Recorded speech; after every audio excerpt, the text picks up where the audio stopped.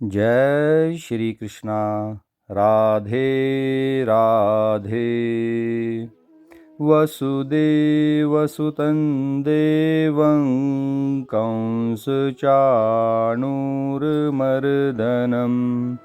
देवकी परमानन्दं कृष्णं वन्दे जगद्गुरुं।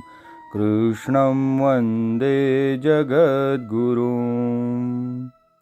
मित्रों, जिसने गीता जी को नहीं जाना उसका जीवन व्यर्थ है। तो आपके व्यस्त जीवन में आपके पास गीता जी के अध्ययन का समय ही कहाँ है।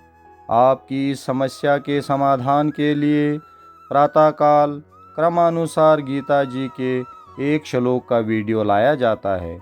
केवल 5 से 8 मिनट प्रतिदिन हमारा वीडियो देखकर आप संपूर्ण गीता जी का अध्ययन कर सकते हैं।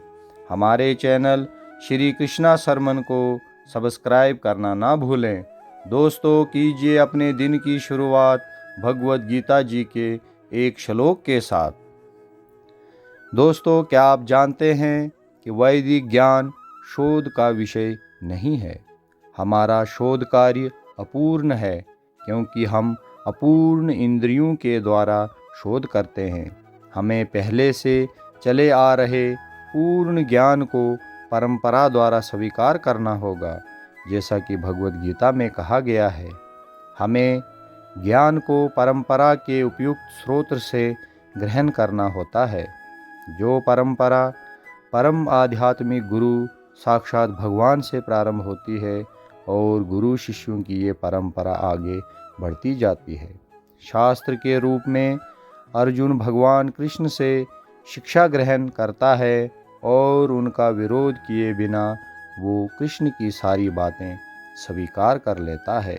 किसी को श्रीमद् भगवत गीता जी के एक अंश को स्वीकार करने और दूसरे अंश को अस्वीकार करने की अनुमति नहीं दी जाती। हमें भगवत गीता जी को बिना किसी प्रकार की टीका टिप्पणी, बिना घटाए बढ़ाए तथा विषय वस्तु में बिना किसी मनोकल्पना के स्वीकार करना चाहिए।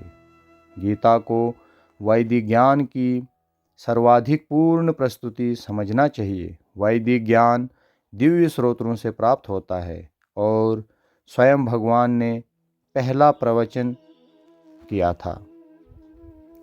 मित्रों, आज हम गीता जी के तृतीय अध्याय कर्मयोग के दूसरे श्लोक का शुद्ध उच्चारण करेंगे और उसके अर्थ को समझने का प्रयास करेंगे।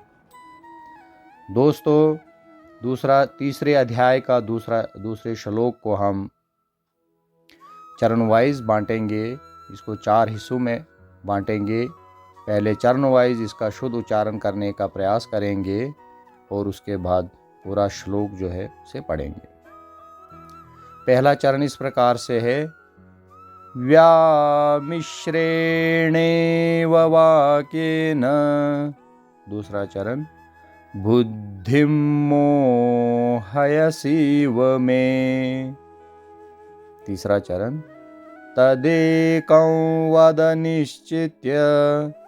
चौथा चरण, येन श्रेयो हमाप्नुयाम। पूरा श्लोक इस प्रकार से है, व्यामिश्रेणेव वाक्येन बुद्धिं मोहयसीव मे। तदेकं वद निश्चित्य येन श्रेयो हमाप्नुयाम। अर्थात आपके अनेकार्थ उपदेशों से मेरी बुद्धि मोहित हो गई है, अतः कृपया करके निश्चय पूर्वक मुझे बताएं कि इनमें से मेरे लिए सर्वाधिक श्रेष्ठ क्या होगा। मित्रों, कृष्ण की बात सुन के अर्जुन की बुद्धि मोहित हो रही थी। समझने के बजाय वो और ज़्यादा उलझ रहा था। इसलिए अर्जुन कृष्ण से कहता है, एक बात बताइए प्रभु, जिससे मेरी उलझन दूर हो सके। अर्जुन भगवान से कहना चाहते हैं कि मुझे कंफ्यूज मत करिए, मेरी दुविधा को दूर करके एक बात बताइए जिससे मैं चल सकूं। कृष्ण ने जो बातें बताई वो गूढ़ हैं, कॉम्प्लिकेटेड हैं, गहरी हैं। ऊपर से देख के ऐसा लगता है कि ये तो बस ज्ञान की बातें हैं, इन पर चलें तो चलें कैसे, यही दुविधा अर्जुन की भी है और कृष्ण उन्हें आगे उत्तर दे रहे हैं। मित्रों, पिछले अध्याय में भगवत गीता के उपक्रम के रूप में सांख्य योग, बुद्धि योग, बुद्धि द्वारा इंद्रिय निग्रह, निष्काम कर्म योग तथा नव दीक्षित की स्थिति जैसे विभिन्न मार्गों का वर्णन किया गया है, किंतु उसमें तारतम्य नहीं था। कर्म करने तथा समझने के लिए मार्ग की अधिक व्यवस्थित रूपरेखा की आवश्यकता होगी। अतः अर्जुन इन भ्रामक विषयों को स्पष्ट कर लेना चाहता था, जिससे सामान्य मनुष्य बिना किसी भ्रम के उन्हें स्वीकार कर सके। यद्यपि श्री कृष्ण वाक्चातुरी से अर्जुन को चकराना नहीं चाहते थे, किंतु अर्जुन ये नहीं समझ सका कि कृष्ण भावनामृत क्या है, जड़ता है या कि सक्रिय सेवा। दूसरे शब्दों में, अपने प्रश्न से वो उन समस्त शिष्यों के लिए जो भगवत गीता के रहस्य को समझना चाहते हैं, कृष्ण भावनामृत का मार्ग प्रशस्त करते हैं। मित्रों, पहले से ही मोहित मन अर्जुन में सामान्य मनुष्य होने के नाते वो सूक्ष्म बुद्धि नहीं थी, जिसके द्वारा विवेकपूर्वक भगवान के सूक्ष्म तर्कों को समझकर वो निश्चित कर सके कि परम श्रेय की प्राप्ति के लिए कर्म मार्ग सरल था अथवा ज्ञान मार्ग। इसलिए वो यहाँ भगवान से नम्र निवेदन करता है, आप उस मार्ग को निश्चित कर आदेश करिए जिससे मैं परम श्रेय को प्राप्त कर सकूं। अर्जुन को इसमें संदेह नहीं था कि जीवन केवल धन के उपार्जन, परिग्रह और व्यय के लिए नहीं है। वो जानता था कि उसका जीवन श्रेष्ठ सांस्कृतिक एवं आध्यात्मिक लक्ष्य की प्राप्ति के लिए था, जिसके लिए भौतिक उन्नति केवल साधन थी, साध्य नहीं।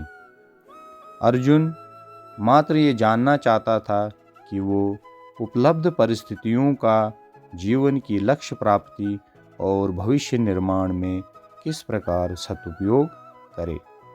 मित्रों, अगर आपको यह वीडियो अच्छी लगे तो इसे कृपया अन्य ग्रुप्स में शेयर करें और लाइक, कमेंट करें। और अगर अभी तक आपने हमारे चैनल श्री कृष्णा सरमन को सब्सक्राइब नहीं किया है तो कृपया हमारे चैनल को सब्सक्राइब करें। जय श्री कृष्णा। राधे राधे।